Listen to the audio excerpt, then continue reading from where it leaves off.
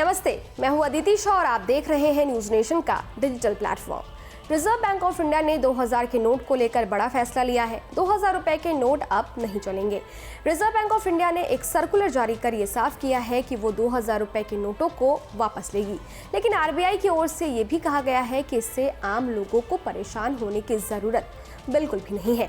RBI ने clean note policy के तहत ये फैसला लिया है। 30 सितंबर तक इन नोटों को बैंक में वापस किया जा सकता है। 8 नवंबर साल 2016 में प्रधानमंत्री नरेंद्र मोदी ने देश के नाम संबोधन में 500 और 1000 रुपए के नोटों को बंद करने का ऐलान किया था।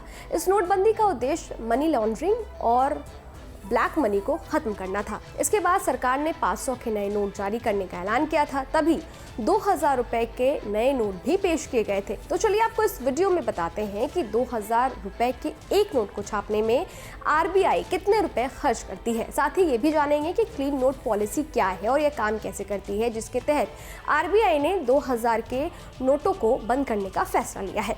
भारतीय रिजर्व बैंक नोट मुद्रण प्राइवेट लिमिटेड यानी कि BRBNMPL के मुताबिक 2000 रुपए के एक नोट को प्रिंट करने में 3 रुपए 54 पैसे का खर्च होता है, जबकि 500 रुपए के नोट को छापने में 3 रुपए 9 पैसे का खर्च होता है।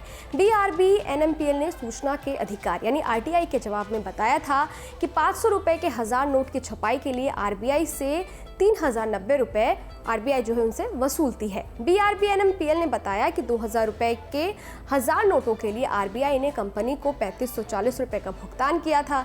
इतना ही खर्च 1000 रुपए के पुराने नोटों पर भी आता था। ये तो हो गई कि आरबीआई 2000 रुपए के एक नोट छापने में कितने पैसे खर्च करती है। अब जानेंगे कि क्लीन नोट पॉलिसी क्या है। आरबीआई ने आमजन तक अच्छी गुणवत्ता के नोट मुहैया कराने के लिए 1988 में क्लीन नोट पॉलिसी जो है वो लेकर के आई थी। ये पॉलिसी देश में जाली नोटों के सर्कुलेशन पर लगाम लगाने के लिए पेश की गई थी। इस पॉलिसी का देश की अर्थव्यवस्था पर काफी अच्छा प्रभाव पड़ा था, क्योंकि इससे लोगों को पुराने नोट बैंकों में जमा करने और उसके बदले नए नोट लेने को मजबूर होना पड़ा था। इससे बाजार में नकदी का संकट भी खड़ा हो गया था, जिससे रियल एस्टेट, रिटेल और टूरिज्म जैसे कई सेक्टर्स इफेक्ट हुए थे। हालांकि आरबीआई की क्लीन नोट पॉलिसी की आलोचना भी खूब हुई थी, क्योंकि इसका देश की गरीब और ग्रामीण आबादी पर नकारात्मक असर पड़ा था। नोटों को सर्कुलेशन में बनाए रखने के लिए आरबीआई की ये पॉलिसी काफी अहम थी। आरबीआई एक्ट 1934 की धारा 27 में कहा गया है कि कोई भी शख्स किसी भी तरीके से नोटों को ना तो नष्ट करेगा और ना ही उससे किसी तरह की छेड़छाड़ करेगा। इसका मकसद नोटों को सर्कुलेशन में बनाए रखने के साथ साथ साफ सुथरा रखना भी था। डिजिटल पेमेंट को अधिक सुरक्षित बनाने के आरबीआई के प्रयासों के तहत नई क्लीन नोट पॉलिसी लाई गई थी। नई क्लीन नोट पॉलिसी 1 अक्टूबर 2018 से लागू की गई थी। बता दें कि नोटबंदी का चलन देश में पुराना रहा है। भारत की आज़ादी से पहले भी देश में नोटबंदी की गई थी। बात 1946 की है। देश में पहली बार नोटबंदी अंग्रेजी हुकूमत में हुई थी।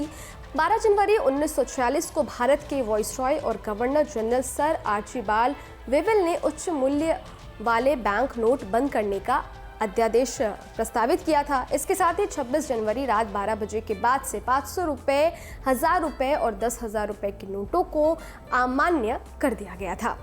खैर, आरबीआई ने जो गाइडलाइन जारी की है, जिसके तहत आप जो है 2000 रुपए का नोट वापस करा सकते हैं बैंक में जा करके, वो है 30 सितंबर की तारीख। अब उसके बाद क्या होगा, हो सकता है कि आरबीआई जो है आगे की और भी डेट जो है वो इशू करे कि आप इस डेट तक जा करके बैंक में अपना नोट बदलवा सकते हैं। तो आपको घबराने की ज़रूरत नहीं है। ये किसी भी तरीके की नोटबंदी नहीं है। आप आराम से इत्मीनान से बैंक में जा करके अपने 2000 के गुलाबी नोट एक्सचेंज करा सकते हैं और इसकी जो मूल्य है, जो वैल्यू है, वो 2000 ही रहेगी। ऐसा नहीं कि 2000 का नोट जो है आप बैंक में जाएंगे तो आपको बदले में सिर्फ 500 रुपये मिलेगा। नहीं, आपको जो है पूरे के पूरे 2000 मिलेंगे, यानी कि 500 के 4 नोट मिलेंगे। खैर, इस वीडियो पर आपकी क्या राय है हमें कमेंट बॉक्स में लिखकर जरूर बताइएगा। इसके साथ ही अगर आपने हमारे YouTube चैनल को सब्सक्राइब नहीं किया है तो फौरन कर लें, ताकि हर न्यूज़ अपडेट सबसे पहले आप तक पहुंचे। डिटेल स्टोरी के लिए आप हमारी वेबसाइट newsnationtv.com पर भी विजिट कर सकते हैं। शुक्रिया।